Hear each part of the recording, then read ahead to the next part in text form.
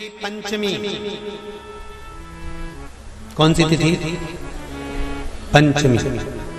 चाहे वो शुक्ल पक्ष की हो, चाहे वो कृष्ण पक्ष की।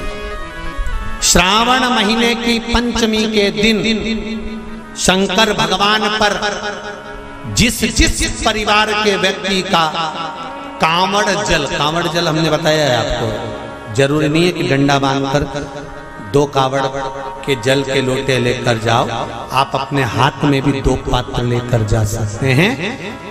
पंचमी तिथि के दिन हाथ में 2 लोटे जल के, 2 कलश जल के जब हम शंकर भगवान को चढ़ाते हैं तो ऊपर जो कमंडल होता है शिव जी के ऊपर जलधारी होती है, जिसमें जया, विषहरा, शामली, बारी, दौतली और देव, शंकर भगवान की 5 बेटियां जिसमें विराजमान होती हैं। जब हम जल समर्पित करते हैं, हमारे पीढ़ी में, परिवार में अगर कोई अधोगति में मर गया होता है, कुंवारी अवस्था में चले गया होता है, गर्भ में मर गया होता है, गर्भ के बाहर निकल कर भी अगर कुंवारी अवस्था में चले गया होता है, तो श्रावण महीने की दोनों पंचमी पर परिवार का अगर कोई एक व्यक्ति भी जल चढ़ा देता है शंकर भगवान पर, तो सर्प की योनि में नहीं पड़ता, जीव मुक्त हो जाता, प्रेत योनि में सर्प की योनि से मुक्त हो जाता।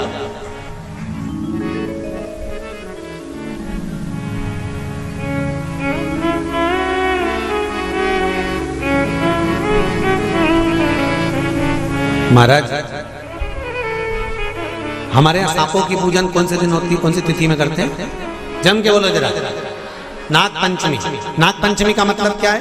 सांपों की पूजन करो। नाग पंचमी का मतलब होता है शंकर जी के मंदिर में जाकर 1 लोटा जल समर्पित कर दो। उसका कारण क्या है कि हमारे परिवार में, हमारे कुटुंब में कोई 7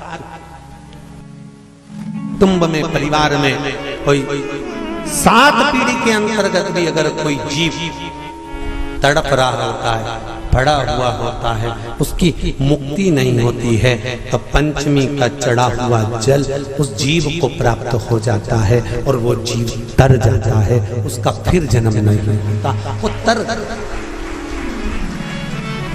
इसको मुक्तता कहता है, इसको मोक्ष का कहता।